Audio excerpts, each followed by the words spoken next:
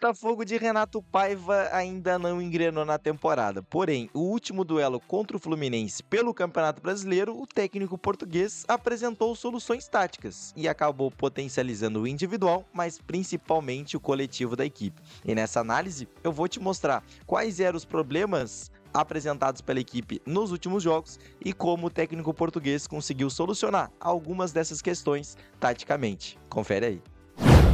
Então, pessoal, começando a análise desse Botafogo do Renato Paiva, os primeiros jogos o Botafogo teve dificuldade, né? Não teve fluidez nessa primeira fase de condução, em muitos momentos tinha até uma saída lenta e com isso facilitava a marcação da equipe adversária. E nesse jogo contra o Bragantino, principalmente, a equipe teve muita dificuldade para conseguir quebrar a primeira linha de marcação do Bragantino e avançar em campo de ataque. E um movimento que foi importante para realizar essa quebra do bloco do Bragantino foi esse movimento do Savarino, de baixar na base. Eles, nesse duelo, jogou mais como um interior pela esquerda, então ele baixou na base, tem essa capacidade de passe, variou o corredor, encontrou lá no lado oposto o Vitinho com liberdade para avançar, e a equipe a partir daí conseguiu chegar em campo de ataque. Então o Botafogo, com esse movimento, já tinha o Renato Paiva alguns indícios, né, de que o Savarino, realizando essa movimentação, poderia auxiliar ainda mais a primeira fase de condução da equipe, e também a equipe ter um pouco mais de fluidez. E aí a gente observa que nesse duelo contra o Bragantino,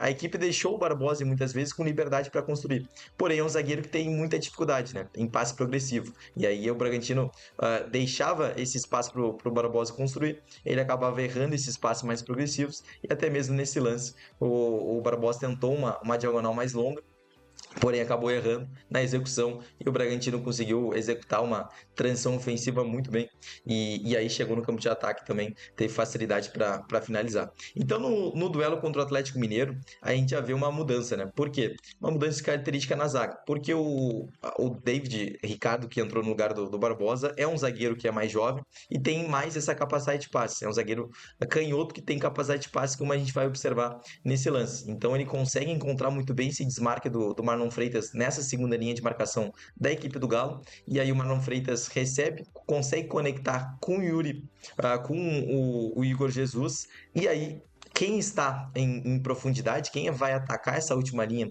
da equipe do Atlético Mineiro é justamente o lateral, o Vitinho, e o Arthur está por dentro.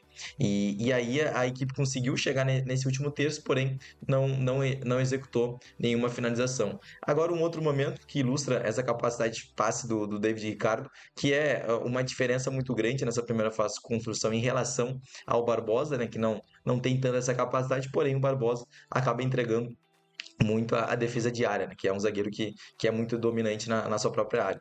Então, antes deste duelo do Fluminense, como a gente vai destacar a mudança tática, as mudanças táticas realizadas pelo Paiva, a equipe estava construindo basicamente com o Savarino como esse interior pela esquerda, amplitude era realizada pelos laterais, e o Igor Jesus afundava, né, essa última linha, o Patrick de Paula era esse meia mais adiantado para receber entre linhas, e também o Arthur era esse interior, o ponta vem para dentro. Então essa era a formatação em fase ofensiva da equipe do Botafogo. Então era o Botafogo que não tinha tanto jogo interior, porque um dos motivos também que a gente pode explicar é que o Patrick de Paulo, que era esse meia que estava jogando mais centralizado, é um meia que tem dificuldade em perfilar o corpo e também realizar esses domínios orientados. Então em muitos momentos ele não tem a vantagem necessária e aí acaba realizando esses passes de retorno, porém, se ele tivesse um perfilamento corporal melhor para receber essa posse de bola, ele conseguiria dar um prosseguimento melhor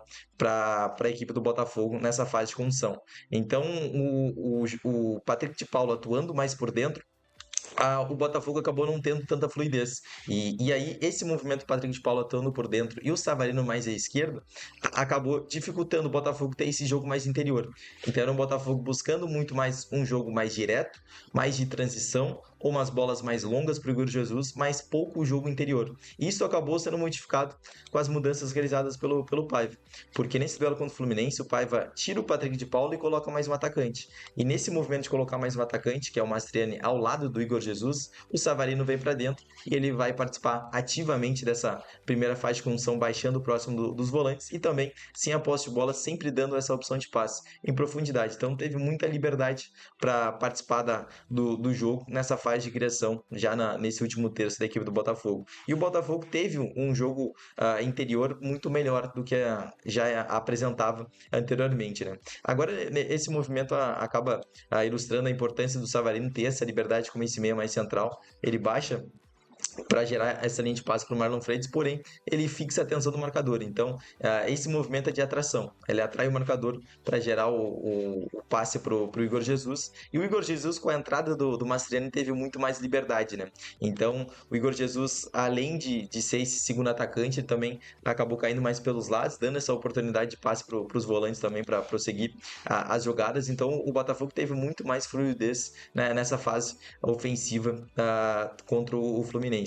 E tendo o Savarino buscando na base da jogada, ele pode encontrar esses ótimos passes em profundidade para a progressão, principalmente essas corridas em profundidade do lateral Vitinho. E essa foi uma mudança muito grande do Paiva, né, de função, porque o Paiva, no momento que coloca o Matheus Martins pela direita, ele tem um ponta de pé natural, então é um ponta que vai levar mais para a linha de fundo, e aí o ponta ficou em amplitude pelo lado direito, e quem realizou as corridas por fora, participou mais desse jogo por fora, foi o Vitinho, e foi muito importante, né? Então o Botafogo conseguia gerar essas triangulações pelo lado direito, com o Matheus Martins bastante fixado na linha lateral do campo, o Marlon Freitas aparecendo como opção de passe, e também o Vitinho sempre realizando essas corridas para gerar essa dificuldade de marcação da equipe do Fluminense. E esse gol do Botafogo acaba ilustrando isso, né? O Mastriani auxilia na retomada da posse, o Savarino baixa para conectar com um dos volantes, e aí o Gregory conecta lá pelo lado direito com o Matheus Martins, o Igor Jesus ataca esse meio espaço entre lateral esquerdo e o zagueiro, e ele também fixa um dos zagueiros, e o Mastriani vai fixar o outro, então o Fluminense não tinha sobra. E aí o Vitinho espertamente acompanhou a jogada, realizou essa corrida por dentro, e aí chegou com muita liberdade para pisar dentro da área e finalizar para marcar o gol para o Botafogo. Então, essa mudança de característica e também de função dos jogadores nessa fase ofensiva acabou dando muita fluidez para a equipe. Mais um problema que o Botafogo vinha cometendo bastante, e aí não é na parte coletiva, mas sim individual, eram muitos erros técnicos cometidos pelo Botafogo. E aí a gente tem que entender o contexto, né, do momento que o Botafogo estava enfrentando, um momento mais de oscilação nesse início de trajetória, mas eram questões técnicas próprias individuais que acabavam prejudicando o andamento tanto na parte ofensiva como na parte defensiva.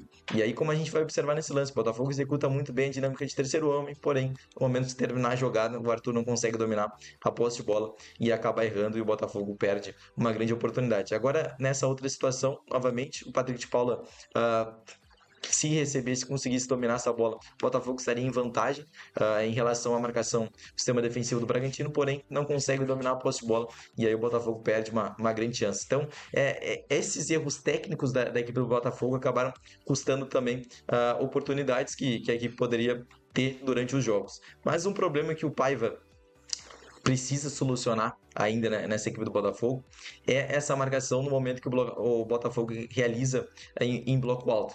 A equipe realiza encaixes individuais, porém, em muitos momentos as equipes adversárias estão conseguindo vencer com facilidade.